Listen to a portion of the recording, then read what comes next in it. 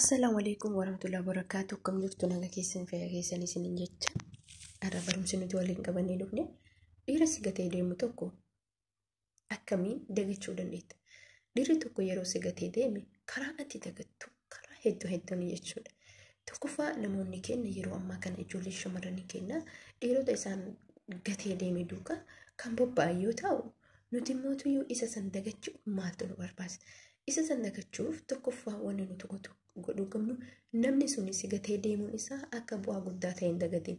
Sigatee maaliif deeme? Ati gaarii ta'uu kee of hin dagatin. Rabbiin immoo tuyyuu waan ganama siin katabne tokko waan tokko gizee jettuu salaata shanan keessatti yaa Rabbi kiyya nama khayriina yaadu natti qabe nama sharrii natti yaadu narraa fageessi jedhe.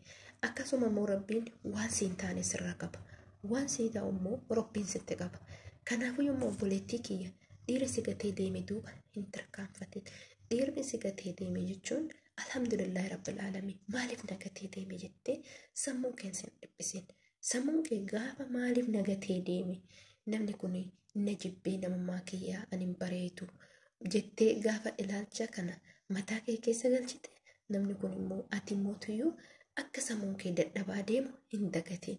Kuni maalin yoo jetteen obboleen kiyya dhiirri sigatee deemu tokko wallaahi itti gammadi malee itti hin gaddin. Namni suni otoo ittis dabalamtee jireenya kee gaarii akka hin gammachiifne kana beekuu qabda.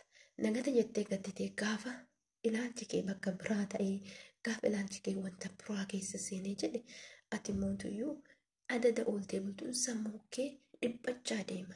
Deemee garan taane keessa deema. Dhaqa deemee mootuyyuu nama bultiif si barbaadu san jeequu mala. Sababni illee ati nama bultiif si barbaadu sababa isaa hin barbaaddu ta'a. Kun sirraan qabu. Sirraa ta'uu qabu. Namoota nama gatanii deeman hunduma isaaniitu dhiirota jechuudha. Mala ati ofirraan ittistu gama hedduun jira jechuudha. Inni illee tokkoffaa dubartii islaamaa takka yoo taate quraana kee qaraatee alhamdulillah rabbil aalamiin ta quraana qaraatu yoo ta'e ta quraan dhageeffattu yoo ta'e yommuu qaraamuun sitti toluu dhabes gurra keetiin dhageeffatte yaa rabbi alhamdulillah rabbil aalamiin rabbiin nama naan taane kana narraa qabe jettee rabbi keetitti shukrii galchite ati nama isa caalu argatta jechuudha. Gaafa mootuyyuu yaada biraa keessa seentee waan akkasiitii waan akkanaati jettee gaafa jette immoo sammuu kee dhuguma rabbii sana dhiphista jechuudha. Dhiphistee duudituu deebita. Duudituu gaafa deebite kufaatii kee agarsiisa. Kufaatiin ati kuftu kun mootuyyuu mirga nama sanii kennite gaafa suuraa kee argu gaafa akkasitti ati bakka yaada isaati waan hin taane keessa galtaa yaani jira namni akka tasaa walitti dhufutu jira bakka ati uf dhiqachuu dibachuu maal jechuu dhiiftee jirta jechuudha. Sababa isaa yaada kun sirraa ta'uu qabu. Yoo intala kiristaanaa takka taate illee akkuma amantaa isiititti jechuudha bakka nagatee deeme namni kun waan naan taane jettee garma amantaa keetiitti deeffatte hojii kee fuuldura itti fufuu qabda. Teettee boottee galgalas ganamas yoo waa'ee isaa kan yaadu ta'e ati immoo dadhabbinni kee isa dhumaataa jechuudha. Maaliif obboleettii akkas godhuu qabdu? Wanni ati godhuu qabdu isa sigatee deeme sanitti agarsiisu intala jabduu ta'uu qabda. Intalli jabduun ati taatu tokkoffaarratti hojii kee cimtee hojjechuu, lammaffaarratti isa duraanii caalaa firii taatee jiraachuu, sadaffaarratti isa lammata rabbiin si riski irratti jaalalaaf iddoo qabaattee yoon isi jaalatee bultiif sitti dhufe hiree kee isa wajjin gaa'ela kee ijaarattee jaalalaan kabajaa hojii jiraachuudha. Arfaffaarratti yeroo isa argitu yeroo hundumaan gaddi. Yeroo isa argitu yeroo inni haadha manaa isaa hojjetee argitu yeroo mootuyyoo jaalala isaa hojjetee hin arga. Ati illee immoo koonfidensii qabaattu. Koonfidensii gaafa qabaatte mootuyyuu akka inni hin seenaa. Ati ka duraanii caalaa cimte taanaan ka duraanii caalaa jijjiirama agarsiiste taanaan inni immoo seena'ee si argachuu hin danda'u. Sababni illee ati rabbii waan sin taane waan sirraa qabeef. Rabbii waan namaan taane bari namaan hin jaalatu nama kamiyyuu jechuudha. Sirraa qaba. Waan namaa ta'u rabbiin namatti qaba. As keessatti immoo waan ati godhuu qabdu obboleettii alhamdulillah rabbil aalamiin hin nagati. Hojii hojjettu kee keessatti yeroo kamuyyuu alhamdulillah rabbil aalamiin yoo jette ati injifattee jirta jechuudha. Sababni illee ati nama saniin waan gargar baateef rabbillee waan isin jaalataniif alhamdulillah jettee gaafa hojii keetiitti fufte nama isa caalu beekumsa akka isa caalu bareedumsaan kan isa caalu argatta jechuudha.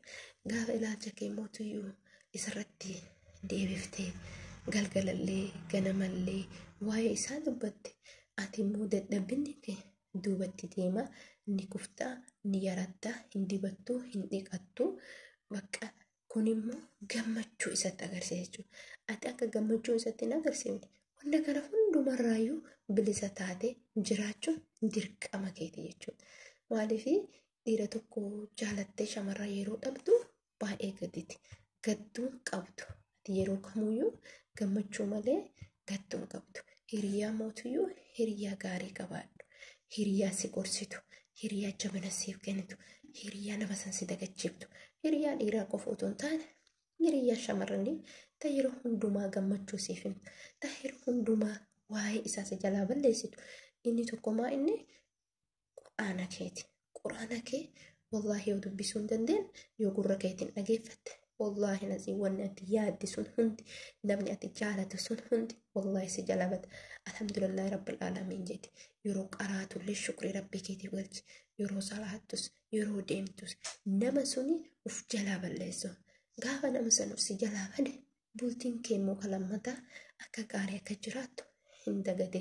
Sababni isaallee nama si jaalatu san dagattee gaa'ila kee isa kana ijaarachuuf waan deemtuuf jechuudha. Obboleettii xiyya kan shamarranii isin hundi keessanuu kan musliimaa kan kiristaanaa kan waaqeffata adda addaa dhiirota isin jaalataniif bootaan kennina. Laphee keessan hin banina. Sababni isaallee namni suni maaliif si jaalatee dura maaliif si jaalate ergasii maaliif si gate yoo si gate alhamdulillahi rabbil aalamiin akkuma jettee itti fufta jechuudha. Warroonni amantaa kiristaanaallee hordofan waaqeffataa garaagaraa hordofanis waan kana gochuu keessatti gara amantaa isaanii deeffatanii nama san dagachuuf immoo wantoota adda addaa hojjechuun dirqama isaaniiti. Obboleettii xiyya obboleeyyan xiyya kan musliimaa kan kiristaanaa gorsi shamarranii har'aa kana fakkaata jechuudha. Nama si gatee deeme irratti sammuu kee dhiphistee sammuu kee galgalaa ganama yaadu sirraan barbaachisu. Waan hunda keessatti alhamdulillah yoo jette wallaahi ati intala jabduudha. Obsa qabeettiidha. Obsa akka keetii obsa qabu jedhu. Namni sun immoo si gatee deemu isaatti inni bagana gatee deeme jettee yeroo kamuu itti gammaduun dirqama keeti. Kuni maal agarsiisa ree? Hojii keeti. Kuni maal agarsiisa ree? Intala jabduu ta'uu kee agarsiisa. Nama tokko jaalatte. Rakkoon faayamuu. Nama tokko jaalattee dhiifama. Nama tokko jaalattee yoo si gatee deeme ati laafuun qabdu. Ati cimtee hojjetuu qabda. Ati immoo nama san dagachuuf wantoota hundumaa jalaa balleessu.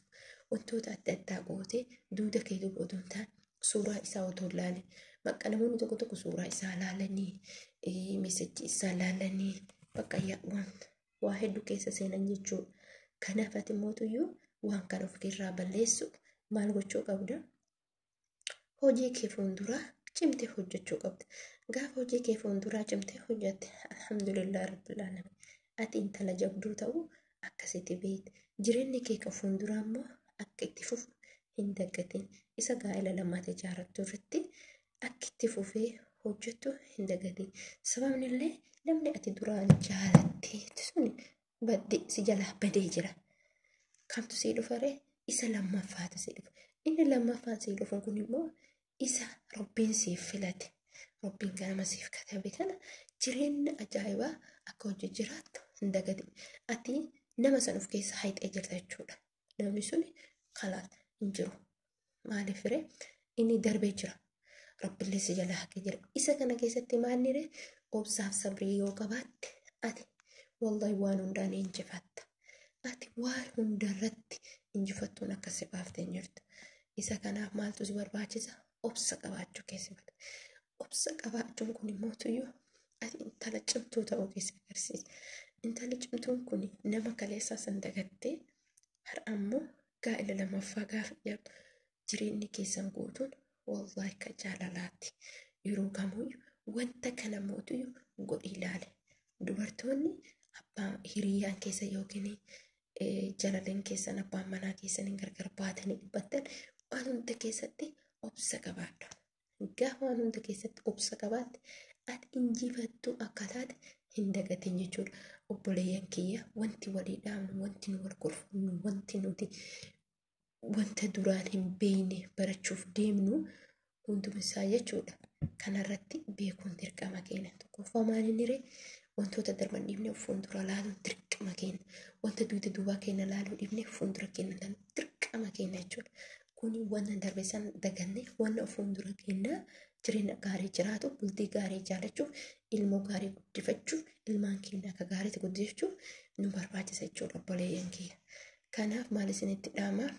Wanta ani isinitti dhaamuu barbaadu hundumti keenyayyuu wal taanee jechuun waan darbe dhiifnee waan dhufuuf akka itti cimnee hojjennu isinin jedha. Viidiyoo kee kana immoo laayikii ishee sabiskiraayib godha, sheer godha, koomentii barreessaa. Baay'ee isin jaalladha, baay'ee isin kabaja. Hunduma keessanii dargaggeessa dargaggeettii nagaatti naa tura.